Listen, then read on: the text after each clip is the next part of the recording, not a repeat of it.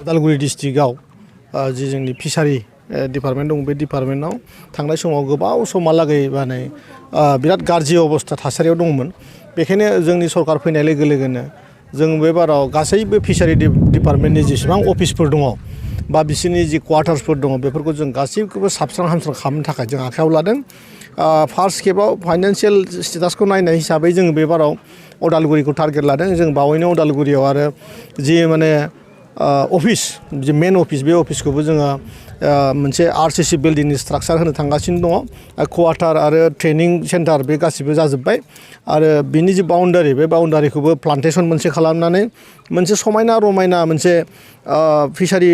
डिपार्टमेन्टनि मोनसे अफिस खालामलायनायनि मिजिंजों जों खामानि मावदों आरो बे जाफुंगोन होननानै आंहा बिराद आसाबादि आरोखि। नोंथांमोना जि ट्रेनिं सेन्टार जि खुलिबाय बेयाव माबायदि फैगोन समाव ट्रेनिं होनायनि नोंथांमोना बे बाराव बे जिहेतु गासिबो मिथिखागौ जे सेन्ट्रेला मोनसे स्किम लन्च खालामदों प्रधान मन्त्रि मत्स्य योजना होननाय। बे प्रधान मन्त्रि मत्स्य योजनानि मेन थांखियानो जाहैबाय प्रत्येकटा न'खरावनो हाखर जावनानै ना फिना होनायनि मोनसे बेबस्था लानाय।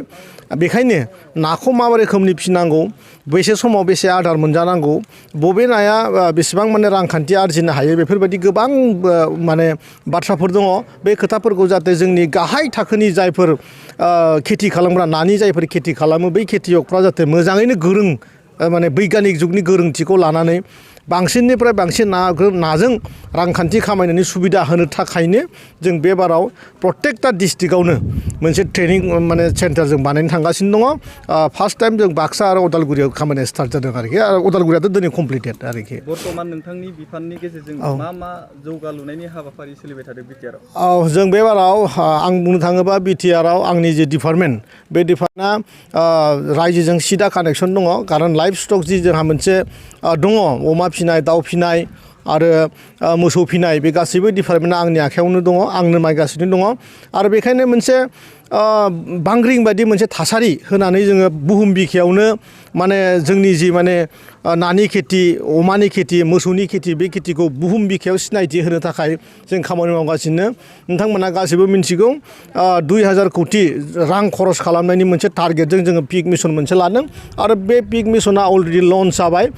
क्लास्टार हिसाबै अलरेडि जोङो खामानि मावगासिनो दङ। प्रत्येकटा ब्लकआव जों मोननै ब्लकजों मोनसे क्लास्टार हिसाबै खामानि मावदों आरो 6000 सेल्फ हेल्प जों बेनिफिसारि अलरेडि होखांबाय आरो नैबे 22-23आव जोङो 1000 सेल्फ हेल्प ग्रुपनो जोङो बे बेनिफिटखौ होनो थांगासिनो दङ। माने प्रत्येकटा बिजोंजोंनो जोंनि जि माने बिटिआरआव थानाय जि रायजो राजा, बे रायजो राजाखौ रांखान्थि जौगाहोनायनि मेन उद्देश्य लानानै जोङो हर सान माने रेस्ट गैयागारा जों खामानि मावगासिनो दङ। आरो बे मावनायनि फिथाइखौ बिराद थाबैनो जोंनि बिटिआरनि रायजो राजाया मोननो थांगासिनो दङ। बे खोथाया एकदम माने रोखा आरोखि। जिल्लानि बे फिसारि डिपार्टमेन्टनि थाखाय मोनसे मोजां खबर, बेनो जाबाय जोंहा उदालगुरि जिथु जिल्ला अफिसमोन माबानि फिसारि डिपार्टमेन्टनि, बेयाव जास्ट अफिसल' दंमोन, खिन्थु ट्रेनिं सेन्टार, स्टाफ क्वार्टार बिदि गंसेबो गैयामोन।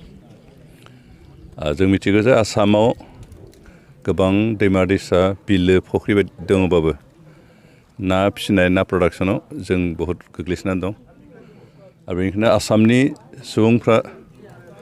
अन्ध्र प्रदेशनिफ्राय ना साप्लाइ खालामनासो जानो गोनां जायो। दा बेखिनि आंखालखौ सुफुंनो थाखाय आसाम सरकार लोगोसे बिटिसि सरकाराबो जेसेबां हायो नानि प्रडाक्सनखौ बांहोनो नाजादों आरो बिनिनो मोनसे पार्ट हिसाबै दिनै उदालगुरि जिल्लायाव मोनसे ट्रेनिं सेन्टार, ना फिसिग्राफोरखौ ट्रेनिं होग्रा बायदि मोनसे ट्रेनिं सेन्टारनि थाखाय हल मोनसे बानायनाय जाबाय। आरो लोगोसे बेयाव जोंहा फिसारि डिपार्टमेन्टल' नङा, अन्यान्य डिपार्टमेन्टफ्राबो स्टाफ क्वार्टार बिदि गैयामोन, जायनि जाहोनाव स्टाफफ्रा न' भारा लानानै थानो गोनां जायो, सोरबा गोजान गाव गावनि न'निफ्राय फैनो गोनां जायो आरो बेवहाय डिउटिया इरेगुलार जायो। बेनिखायनो बे जेंनाखौ बोस्रांनायनि फार्स्ट स्टेप हिसाबै जों उदालगुरियाव फिसारि डिपार्टमेन्टनि मोनसे स्टाफ क्वार्टार बानायनाय जादों। जों आसा खालामदों बे सेन्टारफोरखौ बानायखांनायनि उनाव जोंहा बे ओनसोलाव थानाय रायजो राजाफोर जायफोर ना फिसिनो इन्टारेस्टेड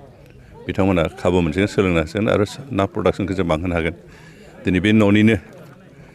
कमप्लिट जाखांबाय, जिहेतु जोंहा बेसेबां 45 लाख जों स्टाफ क्वार्टार आरो ट्रेनिं सेन्टार बे मोननैखौ बे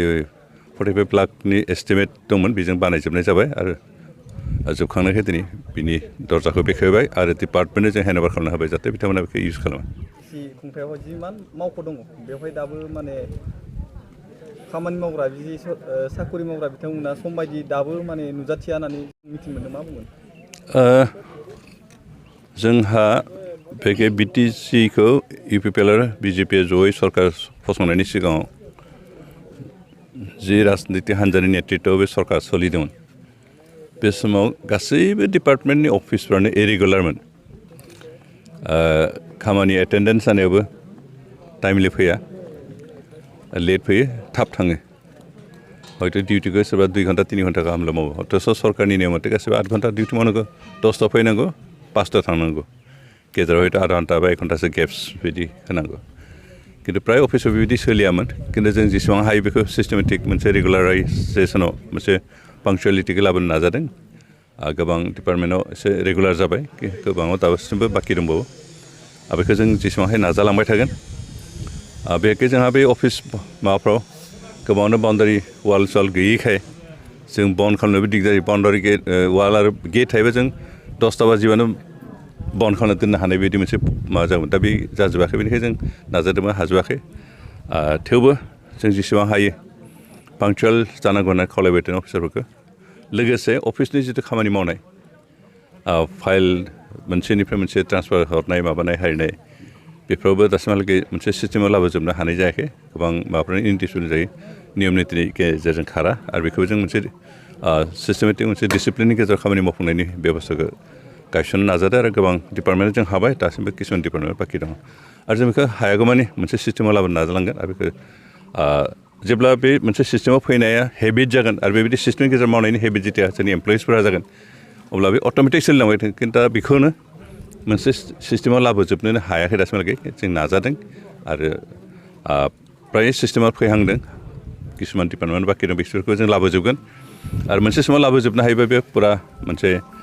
जोंनि एमप्लयिसफ्रा हेबिचुवेट जागोन पांक्चुवेलिटि अफिसनि मावनाय सिस्टेम बे गासिबो मोनसे पांक्चुवेलिटि फैयोबा माबा सिस्टेमाव फैयो हेबिचुवेट जायोब्ला बे अट'मेटिक सोलिनांगोन मोनसे लोरबांथिया नुजादों जि नोंथांमोना जि बेवहाय जि न' बेखेवबाय बे मावख'नि जिल्लानि मावख'नि जि मोनसे बिटिआर सुक्तिनि उनाव जि सरकारि मावख'फोराव जि बिटिआर लिरनाय दा बेखौ लिराफ्लानो बिटिएडि दङ मा बुङो बेनि बेलायाव दिनैसिमबो बिटिआर दा बेखौ जों फ्राय इन्सट्राक्सन होनाय जादों किसुमान अफिसफोरा दासिमहालागै लिराखै आरो बेखौ जों इन्सट्राक्सनखौ होनाय जादों आरो बेखौ जेराव जेरै लिराखै थाबैनो लिरनांगौ होनना जों बेखौ होनाय जादों